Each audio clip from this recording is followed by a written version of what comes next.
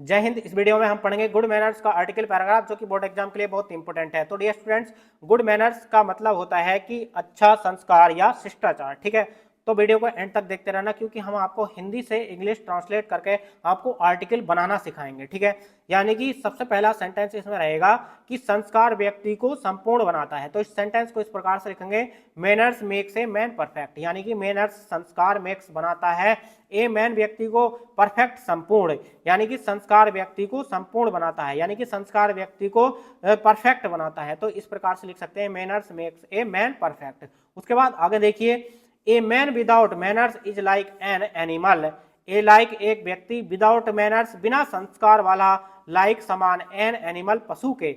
एक बिना संस्कार वाला व्यक्ति एक पशु के समान होता है, यानी कि बिना संस्कार वाला व्यक्ति एक पशु के समान होता है। तो इस सेंटेंस को लिखेंगे, a man without manners is like an animal. ठीक है, एकदम क्लियर। उसके बाद आगे देखिए, nobody give him due respect and love. Nobody कोई भी नहीं, नो बॉडी का मतलब कोई भी नहीं, गिव हिम उसे दे सकता, गिव हिम उसे दे सकता, ड्यू रेस्पेक्ट आदर, एंड लव और प्रेम, और प्रेम यानी कि उसको कोई भी आदर और प्रेम नहीं दे सकता। जो बिना संस्कार वाला व्यक्ति होता है उसको कोई भी उसे आदर और प्रेम नहीं दे सकता। तो इस सेंटेंस को लिखेंगे, nobody give him due respect and love, यानी कि nobody give him due respect and love. ठीक है, यानी कि कोई भी उसे आदर और प्रेम नहीं दे सकता। उसके बाद आगे देखिए, therefore everyone should observe good manners in every walk of life.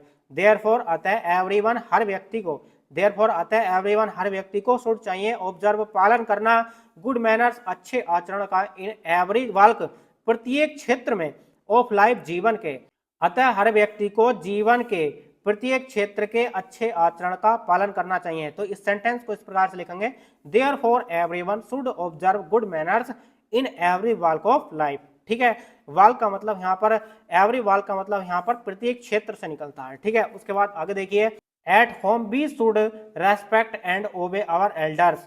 Eight home घर पर, भी मीन्स हमें शुड चाहिए, रेस्पेक्ट इज्जत करने, एंड मीन्स और ओबे आज्ञा का पालन करना चाहिए, आवर एल्डर्स अपने से बड़ों का, हमें घर पर अपने से बड़ों की इज्जत और आज्ञा का पालन करना चाहिए। तो इस सेंटेंस को लिखेंगे, at home we should respect and obey our elders, we should give love to our youngers. We means हमें शुड चाहिए, गिव लव प्रेम करना, आवर यंगर्स अपने से छोटों को, हमें अपने से छोटों को प्रेम करना चाहिए। तो we should help our parents in household work. We means हमें शुड चाहिए, हेल्प सहायता करनी, और अपने पेरेंट्स माता पिता की, हाउस होल्ड वर्क घर के कामों में, यानी कि हमें अपने माता पिता की घर के कामों में सहायता करनी चाहिए। तो इस सेंटेंस को लिखेंगे, we should help our parents in household work. ठीक है, यानी कि we should help our parents in household work. ठीक है, we should welcome our guests. We means हमें शुड चाहिए, वेलकम स्वागत, आवर गेट्स अपने अतिथियों का, हमें अपने अतिथियों का स्वागत करना चाहिए। We should welcome our guests, हमें अपने अतिथियों का स्वागत करना चाहिए। At school we should respect our teacher. At school, school में, भी हमें शुड चाहिए, रेस्पेक्ट सम्मान, आवर टीचर अपने गुरुओं का, हमें स्कूल में अपने गुरुओं का सम्मान करना चाहिए, रेस्पेक्ट करना चाहिए। ठीक है, तो इस सेंटेंस को लिखेंगे, at school we should respect our teacher, यानी कि at school we should be respect our teacher, हमें अपने गुरुओं का स्कूल में सम्मान करना चाहिए। ठीक है, we should not make a mischief in the class. We means हमें शुड चाहिए, नोट नहीं, मेक ए मिसचीफ शरारत, इन द क्लास कक्षा में, हमें कक्षा में शरारत नहीं करना चाहिए, यानी कि we should not make a mischief in the class, यानी कि हमें कक्षा में शरारत नहीं करना चाहिए।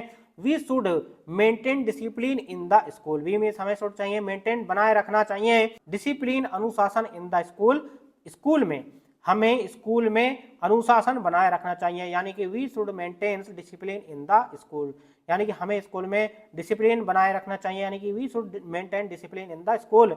We should offer our seat to old और physically challenge person in the train और ए बस, यानी कि बी मीन्स हमें शुड चाहिए, ऑफर आवर सीट अपनी सीट, ओल्ड बुजुर्गों और या फिजिकली चैलेंज पर्सन शारीरिक रूप से विकलांगों को, इन द ट्रेन ट्रेन में, और ए बस बस में, यानी कि हमें बस और ट्रेन में बुजुर्गों और शारीरिक रूप से विकलांगों को अपनी सीट देनी चाहिए। तो इस प्रकार से लिखेंगे सेंटेंस को, we should offer our seat to old our physically challenged person in the train और बस।